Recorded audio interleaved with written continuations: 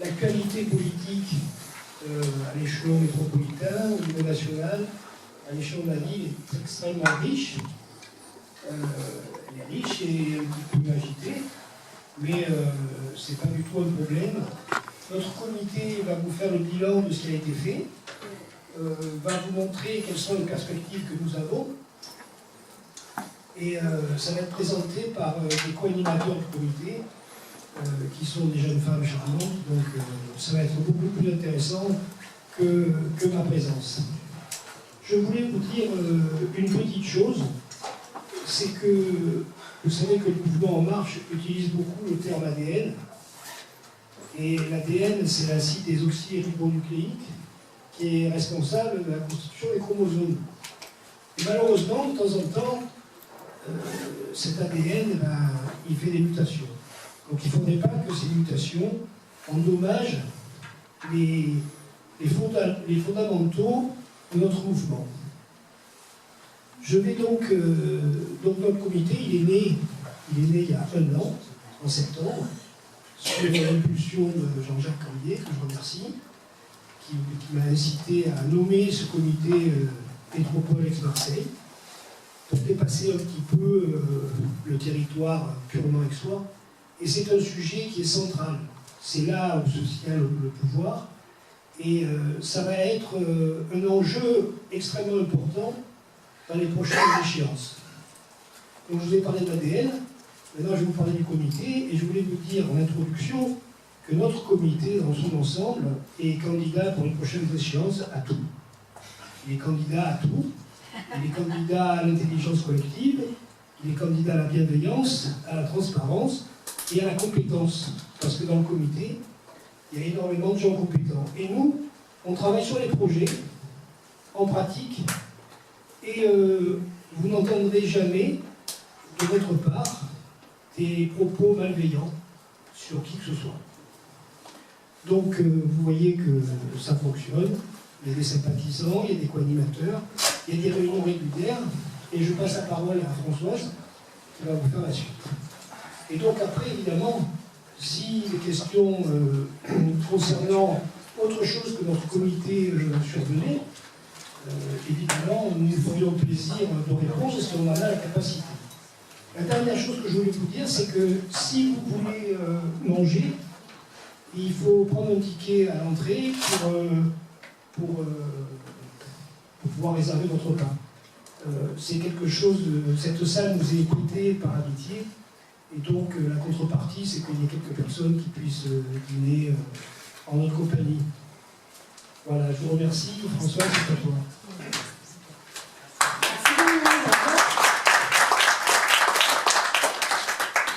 On adore notre animateur du comité. C'est une histoire d'amour.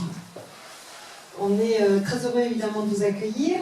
Alors en effet, moi je vais revenir sur un petit peu l'historique de ce comité. On a vraiment eu plusieurs axes majeurs en fait, qui étaient surtout de participer bien évidemment à la refonte, à la refondation en fait du paysage politique local.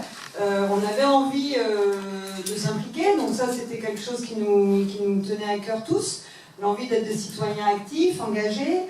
On avait envie évidemment d'aller à la rencontre des gens, et notamment un très fort besoin très vite s'est manifesté d'un ancrage local, qu'on a voulu faire par le biais d'un événementiel, c'est-à-dire en créant des événements, en allant à la rencontre des marcheurs, mais en essayant d'ouvrir le plus largement possible nos réunions, et puis avec des actions très pragmatiques, puisque c'était un petit peu ce que voulait Dominique dès le départ, c'était qu'on soit dans l'action concrète et pas dans le blabla, quoi. Donc ça, c'était quelque chose aussi qui réunissait les membres de ce comité.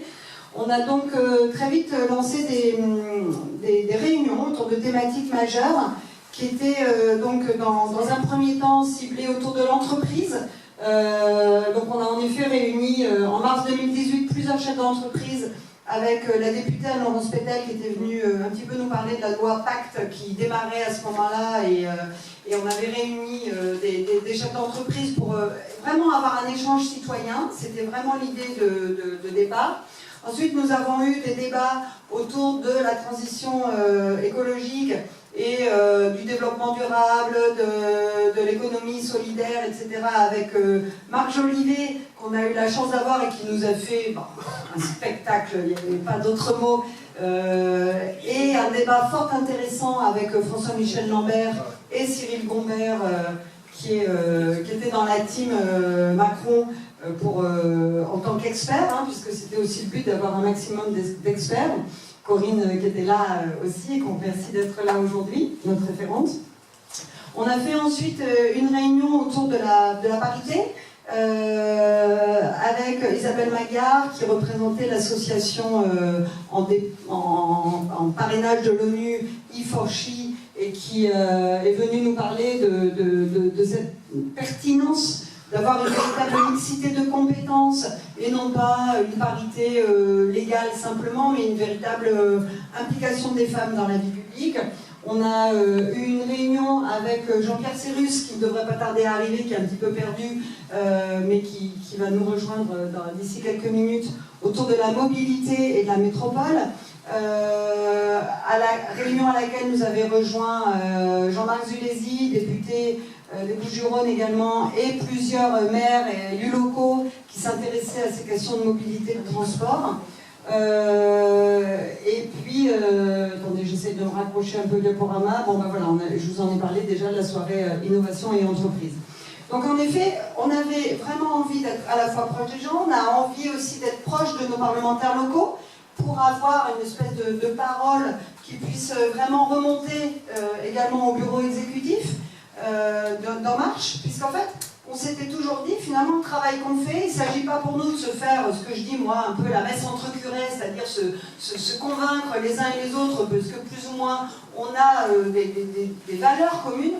L'idée, c'était vraiment d'aller auprès des gens, d'essayer d'être dans l'humilité de cette écoute, de cette recherche de dénominateur commun qu'on peut avoir avec des citoyens, essayer aussi d'avoir la compétence de faire un diagnostic de ce que peuvent nous faire remonter les gens, et du coup, à partir de tout ça, construire un projet qui soit un projet concret, qui soit un projet pragmatique, et qui nous permette vraiment d'avancer dans la compréhension qu'on peut avoir des problématiques de la métropole.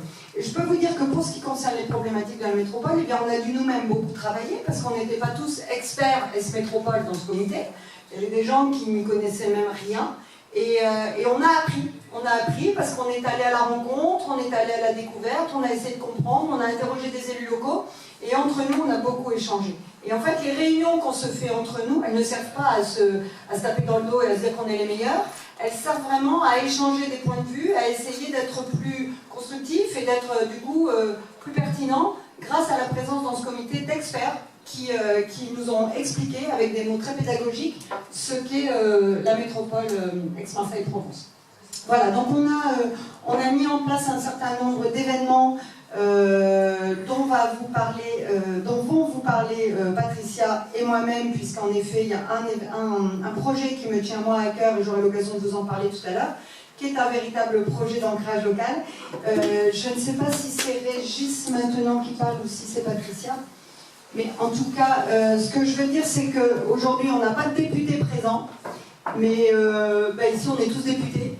Donc, n'hésitez pas à parler, n'hésitez pas à nous dire ce que vous avez envie de nous dire. Ah oui, pardon, excuse-moi, Bernard. Oh là là, mais je suis peut-être presque député. D'ailleurs, je te remercie, Bernard, d'être présente, en effet, d'être présent. Bernard Fiocchi, qui représente le député de la 11e circonscription, Mohamed Aguila, et qui nous fait en effet la gentillesse de sa présence et de son accompagnement, parce que Bernard, il est là tout le temps, et ainsi permet à Mohamed d'être très au fait de tout ce qui peut se passer sur le terrain. Patricia,